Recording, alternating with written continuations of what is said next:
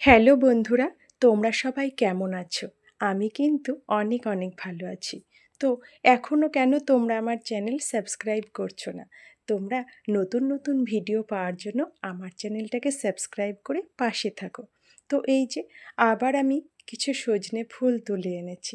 তুলে নয়, কুড়িয়ে। তো এগুলো আমি পেঁয়াজ আর কাঁচা লঙ্কা দিয়ে ভেজে নিলাম। এতে কিন্তু আমি কোনো মশলা দিই না।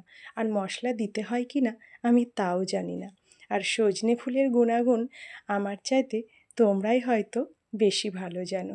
আর একটা সবজি বানিয়ে নিলাম, আলু, বেগুন, টমেটো, গাজর, মটরশুঁটি এগুলো দিয়েই সবজিটা বানালাম আর কি।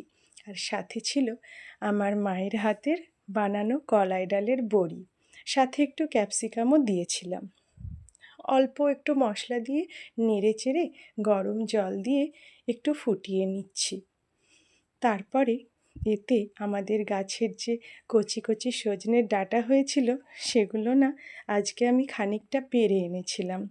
তো একদম ছোট ছোটগুলো নয়, একটু বড় হয়েছে সেগুলোই।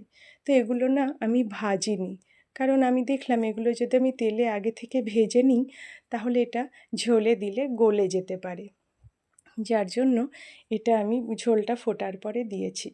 তারপর শুকনো লঙ্কার 5 ফোড়নের একটু তেলে ভেজে নিয়ে ওটা আমি পরে দিয়ে দিলাম। এতে কিন্তু সুগন্ধটা খুব ভালো আসে। যে কোনো নিরামিষ তরকারিতেই এটা দিলে দারুণ লাগে। আর এই সবজিটাতে আমি একটু মৌরি বাটা দিয়েছিলাম। মৌরি বাটার স্বাদটা অসাধারণ লাগে। তো তারপরে একটু থালাটাকে সুন্দর করে সাজিয়ে নিলাম।